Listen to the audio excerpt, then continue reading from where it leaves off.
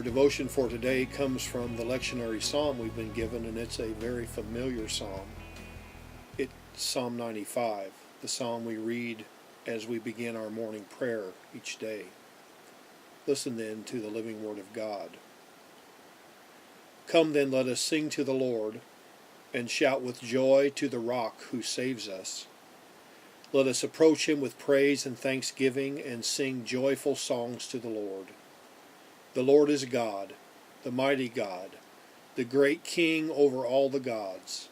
He holds in his hands the depths of the earth, and the highest mountains as well. He made the sea, it belongs to him, the dry land too, for it was formed by his hands.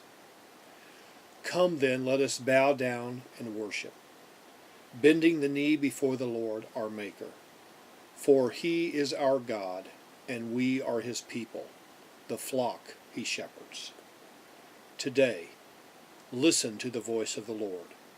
Do not grow stubborn as your fathers did in the wilderness, when at Meribah and Massah they challenged me and provoked me, although they had seen all of my works. 40 years I endured that generation, and I said, they are a people whose hearts go astray, and they do not know my ways. So I swore in my anger, they shall not enter into my rest. This is the word of the Lord. This psalm begins with a call to worship and to praise. Bring honor and glory that is due the Lord. You count God worthy. That's worship. But in the middle it shifts, and there is this call to listen. He says, today, if you hear the voice of the Lord, listen. Do not harden your heart. And so you see the importance as we think about worship and then listening, and they're really part of the same thing. You are called. There's a calling here that we would hear God as he is attempting to communicate with us. This is a monumental statement. God speaks. God is constantly moving toward us, constantly calling us to be his people, the flock he shepherds. And we're not to be stubborn of heart and hard of heart, but we're to listen. We're to listen to the voice of the Lord. And that's deeply challenging for us who are so busy, and we have so many different things that we're called upon to do each day, that we really don't have time to listen.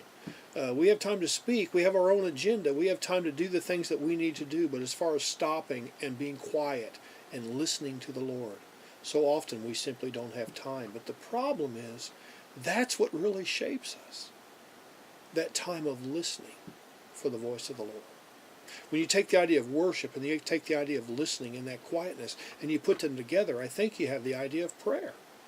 And without prayer, we won't be disciples. Without prayer, we won't be shaped into the character of the Christ. You think about what Paul wrote in Romans 8, that we are called to be conformed to the image of Christ. We're not going to look like a first century Jew. We're going to be shaped into the character of the Christ. And that's really what this discipleship road is about. That as his people, we might take on his character. That we might begin to look and to act and to think like the Christ as best we can within our own sinfulness, which is certainly there. And so today, take a moment, bracket time, and listen for the voice of the Lord. Just be quiet and listen. Say, Lord, speak to me. Your servant is listening.